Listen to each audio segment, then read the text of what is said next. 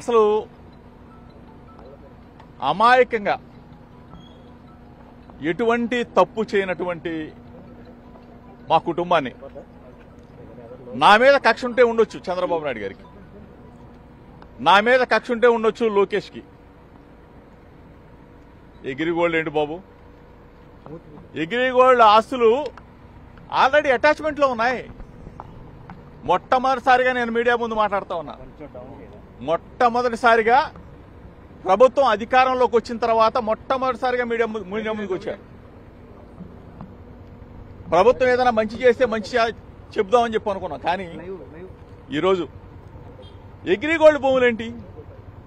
Already అటాచ్మెంట్లో ఉన్న భూముల్ని ఎవరన్నా కొంటారా? అటాచ్మెంట్లో ఉన్న భూములు, అది కూడా 2300 గజాల భూమి.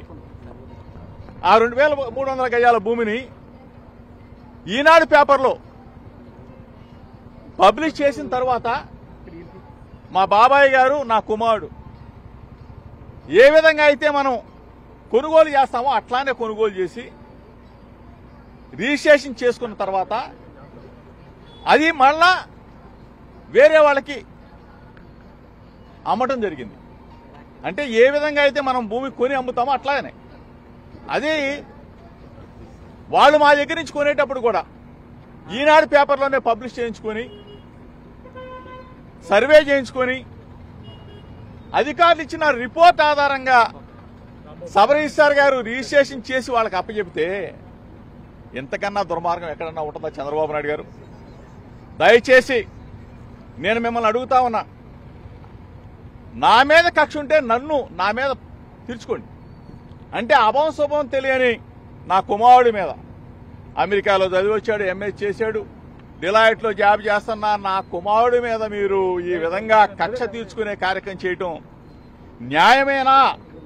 మీకు ధర్మమేనా అని అడుగుతా ఉన్నా.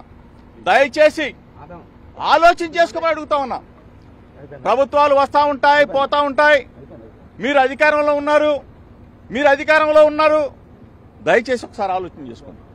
మేము అధికారంలో ఉన్నప్పుడు మీ మీదకి దాడికి రాలా. దయచేసి మీరు ఆ మైండ్లో గానీ ఆ ఆలోచన గానీ ఉంటే తీసేసుకోండి.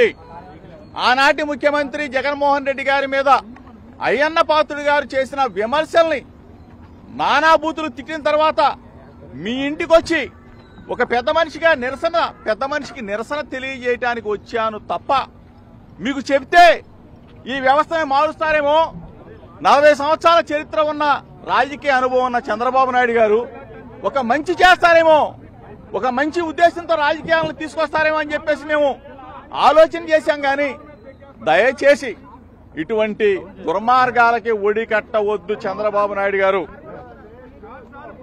ఇప్పుడు రాజకీయంగా మా మీద కక్ష తీసుకోవచ్చు, రెడ్ బుక్ రాజ్యాంగాన్ని మీరు తీసుకురావచ్చు, మీరు అమలు చేయనివచ్చు. మా మీద ఎందుకు సార్?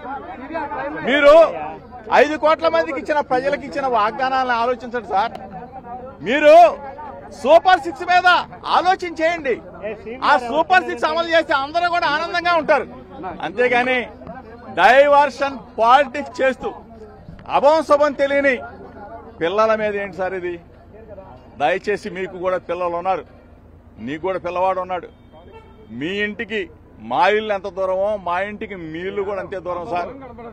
దయచేసి తెలుగుదేశం పార్టీ యావత్తుకు చెప్తా ఉన్నా, ఒక బలహీన వర్గాల వ్యక్తి జోగి రమేష్ కృష్ణా జిల్లాలో అంచెలంచెలుగా ఎదిగాడు.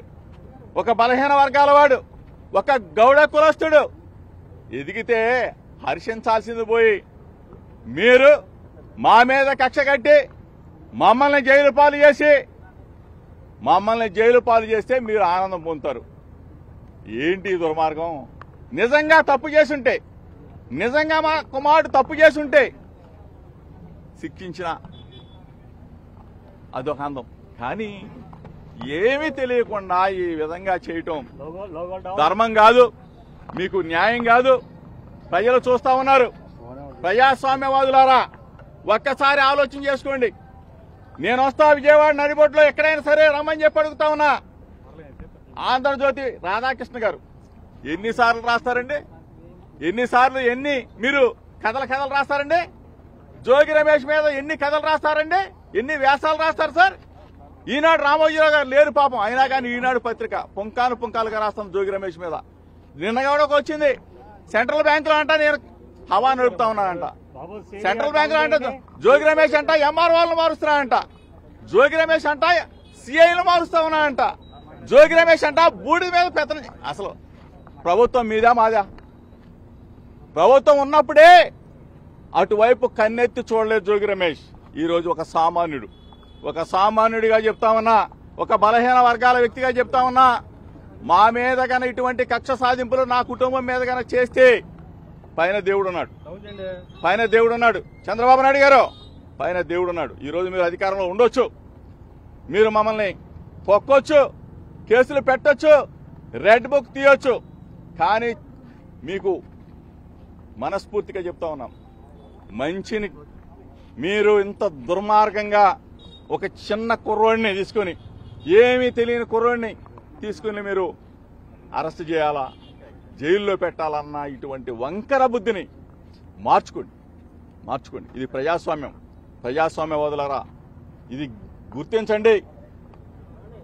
నేను గనా నా కుటుంబం గనా ఎగ్రిగోల్డ్ ఆస్తులో గాని ఏదైనా తప్పు చేసుంటే విజయవాడ నడిబొడ్డులో ప్రజల సాక్షిగా అవసరమైతే ఊరేసుకుంటాం, తప్పు చేసుంటే ఊరేసుకుంటాం.